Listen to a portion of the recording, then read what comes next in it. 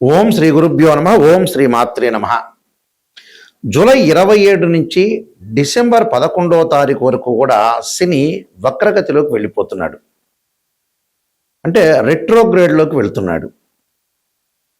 శని July 27 ఉదయం పూట 7:50 నుండి ప్రారంభమై వక్రగతి డిసెంబర్ 11వ తారీఖు రాత్రి 12:02 వరకు, అంటే రమారమి 138 రోజుల పాటు శని అదే మీనరాశిలో ఉత్తరాభాద్ర రేవతి నక్షత్రంలో వక్రగతి పొందటం వల్ల మేషాది ద్వాదశ రాశుల వాళ్ళకి ఎలాంటి ఫలితాలు జరగబోతున్నాయి. శని ఆయుష్కారకుడు, అంటే పనులలో ఆలస్యం చేసేవాడు, లేటుగా పనులని ప్రారంభం చేసేవాడు, కొన్ని చికాకులు, గొడవలు, తగాదాలు, ఒక మంచి నిర్ణయాలు. మంచి స్థానంలో ఉంటే శని మంచి నిర్ణయాన్ని ఇస్తాడు. చెడు స్థానంలో ఇస్తే మనకి చెడు నిర్ణయాలు కలిగే అవకాశాలు, ప్రమాదాలు, ఆరోగ్యము, అధిక శ్రమ, డబ్బులు కోల్పోయే అవకాశాలు ఉండటం, వివాదాలు, పరిష్కార మార్గాలు కాకపోవటం. అంటే లైఫ్ స్పాన్ని కూడా రిప్రజెంటివ్ చేసే ప్లానెట్ ఏంటంటే శని. అలానే షష్టమ భావాధిపతి కూడా కుజుడితో పాటు కూడా శని ఉన్నాడు. అలానే వ్యయాధిపతి కూడా శనే. అయితే ఇప్పుడు మనం చెప్పేవి ఏంటంటే గోచారీత్యా ఫలితాలు. అంటే గోచారీత్యా ఫలితాల్లో ఈ ఏదైతే 138 రోజుల పాటు శని ప్రభావం వల్ల వృత్తి, ఉద్యోగ, వ్యాపారాలు, ఆరోగ్యము, ప్రమాదాలు, శుభ కార్యక్రమాలు, ఆటంకాలు, మంచి చెడులు ఏ విధంగా ఉన్నాయి, ఎలాంటి ఫలితాలు రాబోతున్నాయో మనం తెలుసుకుందాం. ఇవన్నీ కూడా గోచారరీత్యా చెప్పబడే ఫలితాలు అంటారు. గోచారరీత్యా చెప్పబడే ఫలితాల్లో ఒక జాతకుడికి వాళ్ళ రాశి దగ్గర నుంచి 3వ స్థానంలో శని ఉంటే మంచివాడు, 6వ స్థానంలో ఉంటే శని ఉంటే మంచివాడు, 11వ స్థానంలో శని మంచివాడు అవుతాడు. మరి వివిధ ద్వాదశ రాశుల వాళ్ళకి ఎలాంటి ఫలితాలు జరగబోతున్నాయి? ఎల్లాటి శని, అర్ధాష్టమ శని, అలానే అష్టమ శని, కంటక లేదా పొంగు శని, జన్మశని, ద్వితీయ స్థానంలో శని, వ్యయ స్థానంలో శని, దాన్ని ఎల్నాటి శని అంటారు. అంటే శని యొక్క ప్రభావం ఏ విధంగా ఉండబోతుంది, ఎలాంటి పరిహారాలు చేసుకోవాలి, ఎలాంటి పరిహారాలు, ఎలాంటి నిర్ణయాలు తీసుకోవడం వల్ల మనకి మంచి జరగబోతుంది అనే విషయాలన్నీ కూడా ఒకసారి మనం తెలుసుకుందాం. తెలుసుకునే ముందు ద్వాదశ రాశుల వాళ్ళందరికీ కూడా ఎలాంటి ఫలితాలు జరగబోతున్నాయో తెలుసుకుందాం, ఎలాంటి పరిహారాలు చేయాలో తెలుసుకుందాం. సింహరాశి వారికి శని వక్రగతిలో ఉండటం వల్ల ఏ విధంగా ఉండబోతుంది? సింహరాశి వారికి భార్యాభర్తల మధ్యలో కొద్ది జాగ్రత్తగా ఉండాలి.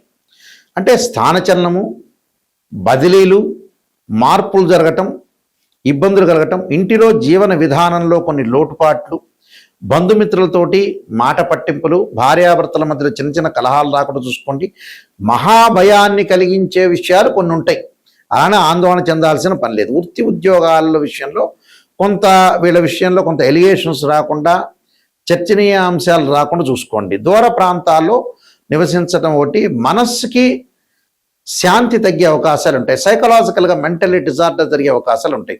అలాంటి డిజార్డర్ లేకుండా చూసుకోండి. భార్యాభర్తల మధ్యలో అన్యోన్య దాంపత్యాన్ని పెంపొందించుకోండి. అనవసరమైన విషయాలు, బయట విషయాలన్నీ కూడా తీసుకొచ్చి చికాకులు కలిగే అవకాశాలు, ఇలాంటివన్నీ కూడా లేకుండా చూసుకోండి. అంటే ప్రతి విషయంలో కూడా కొంత రాజీ పడుతూ ముందుకు వెళ్ళండి. రాజీ పట్టమే కాదు, వృత్తి ఉద్యోగాల్లో ఒక మాట అన్నా కూడా పట్టించుకోవద్దండి. పట్టించుకోవటం వల్ల కూడా కొన్ని ఇబ్బందులు కలిగే సూచనలు ఉంటాయి. అలాంటి పట్టించుకుంటే కూడా మన జీవన విధానంలో కూడా మార్పులు వస్తాయి. బంధుమిత్రులతో ఎంత మాట్లాడకుండా ఉంటే అంత మంచిది. విదేశాలకు వెళ్ళే అవకాశాలు ఎక్కువగా ఉంటాయి. డబ్బు పరంగా వీళ్ళకేమీ లోటు ఉండదు.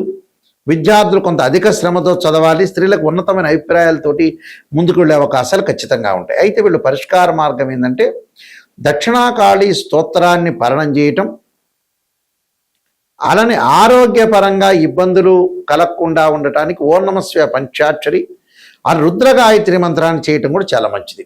తత్పురుషాయుధే మహాదేవాయ ధీమహే తన్నో రుద్ర ప్రచోదయాత్ అనే మంత్రం చక్కగా చదువుకోండి. మీకు ఖచ్చితంగా మంచి జరిగే అవకాశాలు ఖచ్చితంగా ఉంటాయి.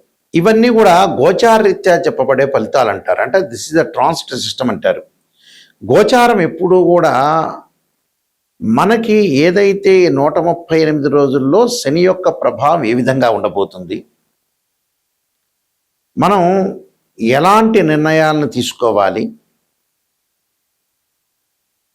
ఆరోగ్యపరంగా ఎలా ఉండబోతుంది, వృత్తి ఉద్యోగాల్లో ఏ విధంగా ఉండబోతుంది అనేది మనం తెలుసుకున్నాం. దాని పరిష్కార మార్గం ఏంటి, శని బాగలేని వాళ్ళు ఏం చేయాలి, ఆరోగ్యపరంగా ఇబ్బందులు కలుగుతుంది అని అంటే ఖచ్చితంగా నువ్వుల నూనెతో శివుడికి అభిషేకం చేయాలి. ఇది పురాతన పద్ధతి, ఇప్పుడు వాళ్ళకి తెలియదు. అదేందుకు గురువుగారు నువ్వుల నూనెతో శనికి అభిషేకం చేయాలి, శివుడికి ఏంటి అనేవాళ్ళు ఉన్నారు. నువ్వుల నూనెతో శివుడికి అభిషేకం చేస్తే ఆయు ప్రమాణం పెరుగుతుందని అర్థం, ఆరోగ్యపరంగా ఇబ్బందులు కలగవని అర్థం. పనులలో ఆలస్యం జరుగుతుందా శని వల్ల వీళ్ళకి అనుకునేవాళ్ళు తప్పకుండా శనికి నువ్వుల నూనెతో అంటే తైలాభిషేకం చేయాలి. అలానే శని యొక్క ప్రభావము జన్మశని ఉన్న వ్యక్తులు ఎవరైతే ఉంటారో, జన్మశని ఎవరికి ఉంది అని అంటే ఆ జన్మశని ఉన్న వ్యక్తులు ఎవరైతే ఉంటారో అలాంటి వ్యక్తులు వాళ్ళు చేయాల్సిన విధానం ఏంటంటే శని జపం చేపించటం కానీ 19,000 సార్లు బ్రాహ్మణులతోటి, అలానే శని హోమాన్ని చేయటం మంచిది. అలానే ద్వితీయ స్థానంలో శని ఉన్నారనుకోండి, ఉదాహరణకి ద్వితీయ స్థానం వాళ్ళ రాశిరీత్యా ద్వితీయ స్థానంలో శని ఉంటే తప్పకుండా శని హోమాన్ని, శనికి పంచామృతాలతోనే కాకుండా పండరసంతో చెరుకు రసంతో కూడా శనికి అభిషేకం చేయాలి. ఖర్చులు అధికమవుతున్నాయి, సంపాదన శ్రమకు తగ్గట్టు ఫలితం లేదు, మాకు శని వ్యయ స్థానంలో ఉన్నాడు, ఖర్చులు బాగా పెరిగిపోతున్నాయి అనే వ్యక్తులు తప్పకుండా వాళ్ళు శనికి అంటే ఒక నలుపు శివలింగం ఉంటుంది, బ్లాక్ స్టోన్ శివలింగం, దానికి అభిషేకం చేయాలి. రుద్రాభిషేకం చేయటం వల్ల వాళ్ళు ఏదైతే అనుకుంటున్నారో ఆ పనులన్నీ కూడా జరుగుతాయి, ధనపరంగా ఇబ్బందులు కలగకుండా కూడా ఉంటుంది. అలానే అష్టమ స్థానంలో శని ఉన్న వ్యక్తులు కూడా శివుడికి పంచామృతము, పండ్లరసము, చెరుకు రసము, అలానే నువ్వుల నూనెతో అభిషేకం చేయాలి. చతుర్థ స్థానంలో అంటే అర్ధాష్టమ శని ఉన్న వ్యక్తులు తప్పకుండా వాళ్ళు శనికి సంబంధించిన అభిషేకాలు, శనికి సంబంధించిన కవచము, శని స్తోత్ర పారాయణాలు, శని జపము ఇలాంటివి చేసుకోవడం చాలా మంచిది. అలానే కంటక లేదా పొంగు శని అంటారు, వృత్తిపరంగా ఇబ్బందులు కలుగుతుంటాయి వాళ్ళకి. అలాంటి వ్యక్తులు తప్పకుండా నువ్వులు దానము, నల్ల వస్త్రము, అలానే శనితో ఏదైతే శనికి ప్రీతికరమైన నల్ల నువ్వులు బెల్లంతో చక్కగా పదార్థాలు ఉండల్లాంటివి తయారు చేసి మనం ఇంట్లోనే తయారు చేసి ఏదైనా దేవాలయంలో ప్రధాన అర్చకులకు ఇస్తే భక్తులందరికీ కూడా వితరణ చేయటం వల్ల కూడా శని యొక్క దోషం పోతుంది. ఇక చాలా మంచి పరిహారం చెప్పబోతున్నా ఇక్కడ నేను, పురాతన పరిహారం, ఇది ఎవరికి కూడా తెలియని పరిహారం, చాలా పాత రోజుల్లో బ్రాహ్మణులకు మాత్రమే ఆ పరిహారం, పెద్ద మనుషులకు మాత్రం తెలుసు.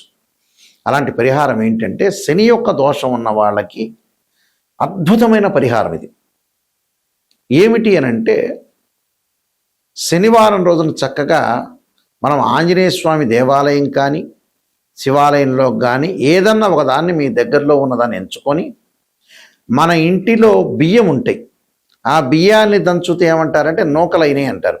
ఆ నూకలు, అలానే నల్ల నువ్వులు అంటే ఒక చెంచా నూకలు, ఒక చెంచా వచ్చేటప్పటికల్లా నల్ల నువ్వులు, ఒక చెంచా పంచదార, చక్కెర, అది వేసుకొని ఒక చిన్న పొట్టం లాంటిది మనం కట్టుకొని ఒక కవర్లో కానీ ఒక ప్యాకెట్లో కానీ పెట్టుకొని ఈ శివాలయంలో కానీ ఆంజనేయ స్వామి దేవాలయంలో ఒక 21 సార్లు ప్రదర్శన చేయాలి.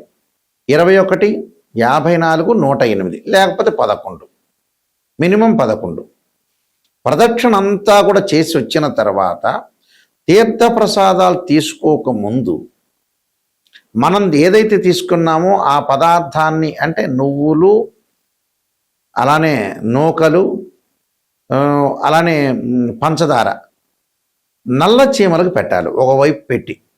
అంటే ఒకవైపున అవి మనం పొట్లమంతా ఇప్పదీసి ఎక్కడైతే ఆ టైంలో నల్ల చీమలు ఉంటాయో ఆ నల్ల చీమల దగ్గర వేయాలి. ఒకవేళ కనపడలేదని అంటే కూడా ఒక మూలకు వేసి వెళ్ళి రావటం మంచిది. ఆ మూలకు ఒక మూల ఏదో ఒక మూల ఎక్కడొక్కడ దేవాలయంలో చీమలు ఉండకుండా ఉండవు. ఆ చీమలకు పెట్టడం వల్ల శని దోషం అనేది తొలగిపోతుంది. అయితే దీనికంటే ముందు తలస్నానం చేయాలి. సబ్బుతో కానీ షాంపుతో కానీ తలస్నానం చేయాలి. ఒంటి మీద సబ్బును రుద్దుకోవచ్చు, తల మీద మామూలు స్నానం చేసి శివాలయం కానీ ఆంజనేయ స్వామి యొక్క ఆంజనేయ ప్రదక్షిణాలు చేసి అది పెట్టి అప్పుడు తీర్థప్రసాదాలు తీసుకోవాలి. ఆ రోజున మీరు ఓం నమః శివాయ పంచాక్షరి చేయాలి. ఆ రోజున ఉపవాసం ఉండి చక్కగా అల్పాహారాన్ని భుజించి ఉదయం సాయంత్రం ఉప్మా లాంటివి అలానే అల్పాహారాన్ని భుజించి ఓం నమః శివాయ పంచాక్షరి చేసుకోవటం వల్ల శని యొక్క దోషం పటాపంచలవుతుంది. అలానే ఇక్కడ మా వెబ్సైట్ www.nayakanti.com nayakanti.in అని కూడా చూడొచ్చు. నేను కాలసర్పయోగము, కాలసర్పయోగ చంద్రిక, రాహుకేతులు, ఛాయాగ్రహాలు, పుత్రగణపతి వ్రతము, స్వప్నశాస్త్రము, అలానే బృహత్ పరిహార సింధురు, నవగ్రహ దోషాలకి 12 మహావిద్యల యొక్క స్తోత్ర పరణాలు, అలానే వివాహ మార్తాండము, జాతక Chandrika, production of astrology, transit of results, ఇలాంటి సర్వదేవతా గోత్రపులు పార్ట్ 1 పార్ట్ 2 ఇలాంటి పుస్తకాలన్నీ రాశాము. మేము వంశపారంపర్యంగా చెప్తూ ఉంటాం. మా నాన్నగారు కూడా ప్రధాన పురోహితులుగా పనిచేశారు శ్రీశైలంలో. అలానే వారు కూడా ఇంటర్నేషనల్ ఆస్ట్రాలజీ మెంబర్స్ వాళ్ళు కూడా. అయితే ఈ వంశపారంపర్యంగా మేము చెబుతున్నాము. ఎందుకంటే ఎప్పుడైనా మీకు ఒక సలహా ఏమిటి అంటే, ఒక జాతకాన్ని ఆస్ట్రాలజీని అప్రోచ్ అయినప్పుడు నిజం తెలుసుకోండి. మమ్మల్నే కాదు ఎవరిని ఆస్ట్రాలజీని అప్రోచ్ అయినా నెగిటివ్ ఫస్ట్ తెలుసుకోండి. నెగిటివ్ని పాజిటివ్ చేసుకోవటం ఎలా, అదే పాయింట్. అసలు ప్రపంచాన్ని నడిపించే పాయింట్ అదే. భగవంతుడి కంటే ముఖ్యమైన పాయింట్ అదే. మనలో లోపాలని మనం సవరణ చేసుకొని ముందుకెళ్తేనే నెంబర్ 1 సూపర్ స్టార్లు అయ్యేది. స్త్రీయ లోపం మెరుగుట పెద్ద విద్య, లోపం మెరిగిన వాడే పూర్ణవుతాట. నెగిటివ్ని మనం పాజిటివ్ చేసుకుని ఓవర్కమ్ చేస్తే మన జీవితం బాగుపడినట్టే. ఆ విషయాలన్నీ కూడా మీరు గుర్తుపెట్టుకోండి. ఈ పుస్తకాలన్నీ కూడా రాజమండ్రిలో కోటగుమ్మంలో మోహన్ పబ్లికేషన్ వారి దగ్గర దొరుకుతాయి. ఈ పుస్తకాలు నా దగ్గర కూడా లభ్యమవుతాయి. ఆ స్క్రీన్ మీద స్క్రోలింగ్ అవుతున్న నెంబర్ ఉంటుంది, నా నెంబర్కి కాల్ చేయొచ్చు. నిజాన్ని తెలుసుకునే వాళ్ళు మాత్రమే నాకు ఫోన్ చేయండి. మీ అందరికీ కూడా శ్రీ పరమేశ్వరు యొక్క కరుణాకటాక్షం ఉండాలని ఆశిస్తూ సర్వే జనా సుఖినో భవంతు.